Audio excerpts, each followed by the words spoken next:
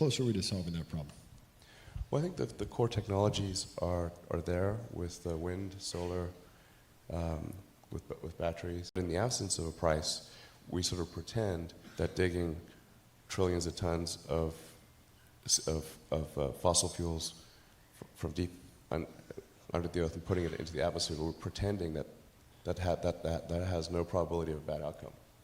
And the entire scientific community is saying, obviously, it's going to have a bad outcome. So it's really up to people and governments to put a price on carbon, and then automatically the right thing happens. It's really straightforward. What do we do with the carbon that's already up there? I actually think we can manage with the current carbon level, or even a little bit higher. And this is going to sound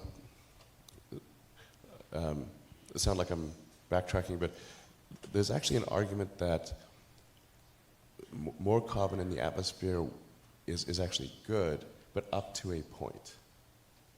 So we might actually arguably have been a little carbon starved. If you go back 200 years ago and say, okay, well, a few hundred years ago, we had like 280, 290 parts per million of carbon. We're probably a little carbon starved. Now we're about 400, just past 400 mark. I think somewhere in the 400s, probably okay. We don't have to worry about sequestering carbon or anything like that. But now, if this momentum keeps going, and we start going up to 600, 800, 1,000, 1,500, that's where things get really squirrely. The sheer momentum of the world's energy infrastructure is leading us in that direction. So it's just very important that the public and the governments push to ensure that the correct price of carbon is paid.